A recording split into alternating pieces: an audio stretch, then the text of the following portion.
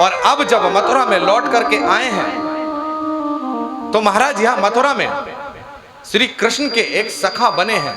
कौन?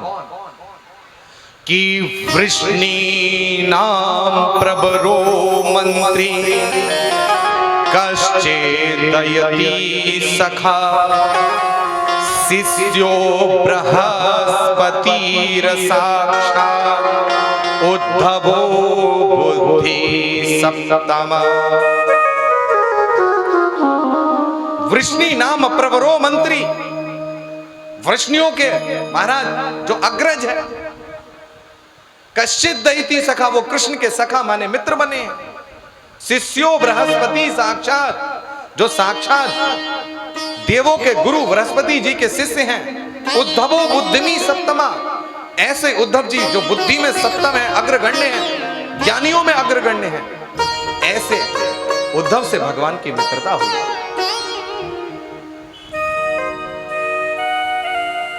ये उद्धव जी ज्ञानी तो बहुत है, लेकिन इन उद्धव में महाराज ज्ञान का तो भंडार है। लेकिन भगवान क्या देखते हैं कि इस उद्धव के अंदर भक्ति नहीं है, भक्ति नहीं है इस उद्धव में। ज्ञानी तो बहुत है और मेरे पास तो वही व्यक्ति रह सकता है जिसके अंदर भक्ति हो। तो भगवान ने सोचा कि क्यों ना इस उद्धव को अब भक्ति दिलाई जाए। प्रतिदिन उद्धव जी भगवान के साथ में यमुना स्नान करने के लिए जाया करते थे। और एक दिन श्री उद्धव जी यमुना स्नान करने के लिए भगवान के साथ में गए हैं। और इधर श्री राधा रानी का एक नियम था कि प्रतिदिन यमुना में एक कमल पुष्प को बहाया करती थी कि किसी दिन जाकर के भगवान को मिलेगा और उन्हें मेरी याद आ जाएगी। आज जब भगवान स्नान कर रहे थे तो वही राधा रानी के द्वारा प्रवाहित किया हुआ छोड़ा गया पुष्प बहते हुए भगवान के पास में आकर के लग गया। भगवान को जैसे वो कमल पुष्प छुआ, भगवान ने पुष्प को उठाया और जैसे ही सूंघा, उस फूल से श्री राधा रानी की सुगंधी आ गई। राधा रानी की खुशबू को पाते ही भगवान मूर्छित हो गए और मूर्छित अवस्था में होकर के यमुना में गिर पड़े। उद्धव ने कंधे का सहारा दिया है, लेकर के जैसे तैसे महलों में आए हैं। लाकर के महाराज पलंग पर लिटाया और जैसे ही भगवान को होश आया, मूर्छा टूटी, तो भगवान जोर जोर से रोने लगे।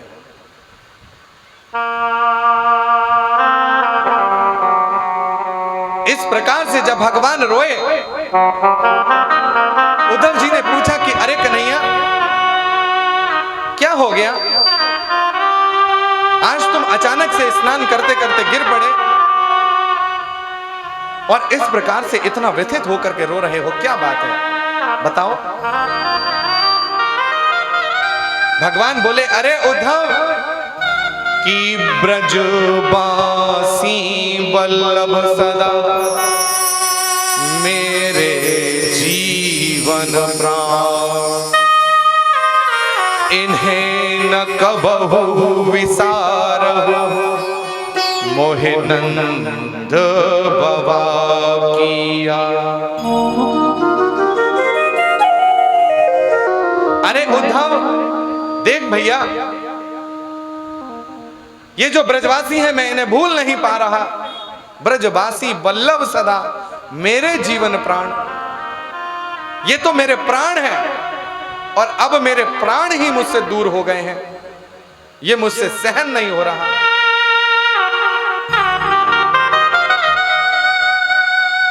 और आज मुझे नंद बाबा की याद आ रही है, मां यशोदा की याद आ रही है। देख उद्धव, अब मैं ब्रज नहीं जा सकूं हूं, तो तू मेरा एक काम कर, मेरी ओर से मेरी एक चिट्ठी को लेकर के तू ब्रज चला जा।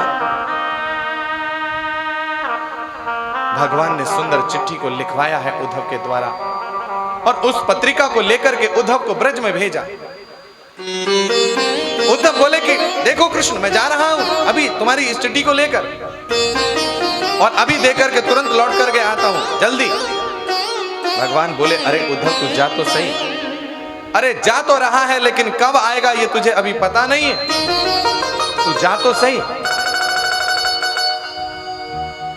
उद्धव ने भगवान की उस पत्रिका को लिया और लेकर के महाराज ब्रज की ओर चल दिए हैं। ब्रजवासी सखाओं का एक नियम था, भगवान ने ब्रजवासी सखाओं को कहा था कि मैं या तो कल आ जाऊंगा नहीं तो परसों आ जाऊंगा। तो सारे ब्रजवासी मथुरा के उसी रास्ते पर आकर के सुबह से शाम तक कृष्ण का इंतजार करते थे कि आज कृष्ण आएंगे, आज कृष्ण आएंगे।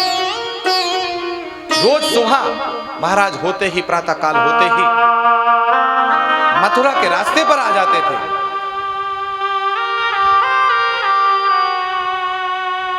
और आज जब उद्धव का वो रथ मथुरा से होते हुए महाराज ब्रज की ओर चला है, और ब्रजवासी सखाओं ने जब उस रथ को अपनी ओर आते देखा, और उस रथ में एक व्यक्ति को बैठे देखा जो बिल्कुल कृष्ण की जैसी आयु वाला है, कृष्ण के समान है। दूर से देखने पर ऐसा ही आभास होता है कि कृष्ण ही बैठे हैं साक्षात।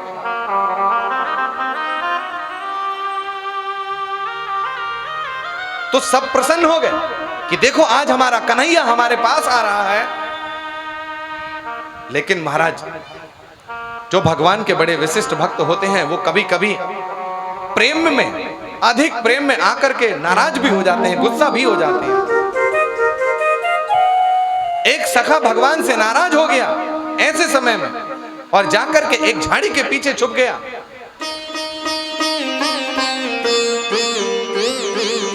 और बोला मुझे कृष्ण का दर्शन नहीं करना है, मैं नहीं देखूंगा कृष्ण को। इसने इतने दिन तक मुझे छोड़ दिया, और यदि मेरे बारे में पूछे तो बता देना कि वो नहीं आया, वो नहीं आता है इंतजार करने। अरे प्रेम तो बहुत है इस सखा में, लेकिन प्रेम के कारण ही नाराज है क्योंकि कृष्ण ने इसको छोड़ दिया। तो ये भी अपने भाव को दिखाना चाहता है कि यदि तू हमको छोड़ देगा तो हम भी तुझसे बात नहीं करेंगे, क्योंकि अगली बार यदि आ रहे हैं तो चले ना जाएं।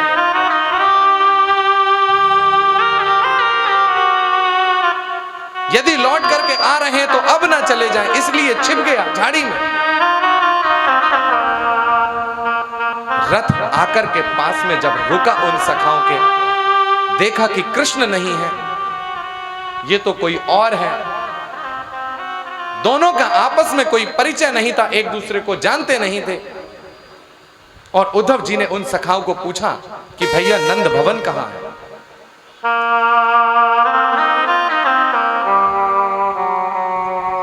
पता तो उनकी इच्छा के अनुसार ही पूछा, कृष्ण के घर का ही पता पूछ रहा है ये जो आया है।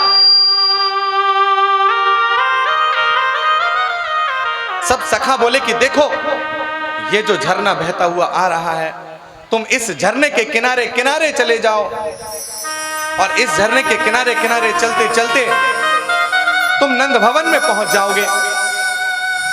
महाराज जब पूछा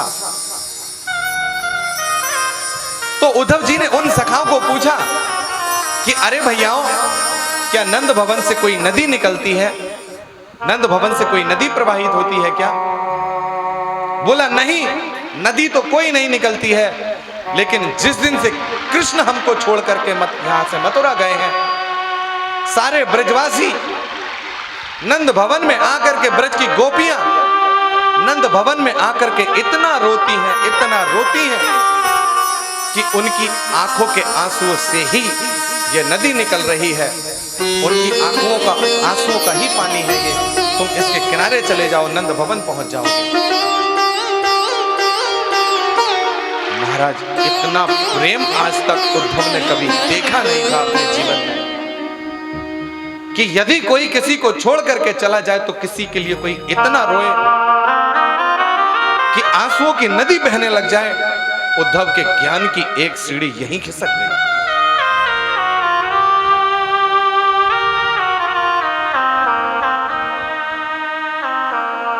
उस जल की धारा के किनारे किनारे चलते चलते उद्धव का रथ नंद भवन के द्वार पर पहुंच गया। रथ से उतर करके जैसे ही प्रवेश करने वाले थे, क्या देखा कि नंद भवन की सीढ़ियों पर ब्रजराज नंद बाबा मूर्छित बेहोश पड़े हैं।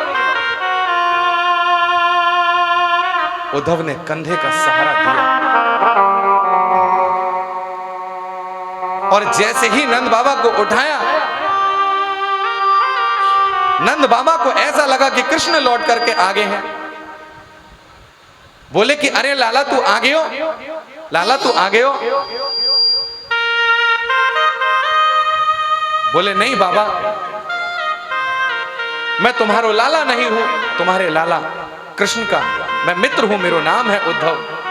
महाराज ऐसी अभी चर्चा कर ही रहे थे कि महल के अंदर मां यशोदा ने जब सुना कि लाला तू आगे हो, लाला तू आगे हो, तो तुरंत दौड़ती हुई बाहर आ गई। उनको भी अंदर ऐसा ही लगा कि कृष्ण शायद आ गए, दौड़ती हुई अंदर से बाहर आ गई।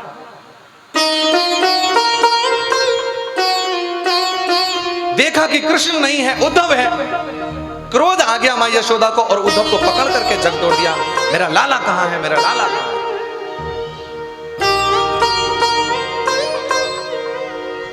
बोले मैया मैं तेरे लाला का सखा हूं, मित्र हूं।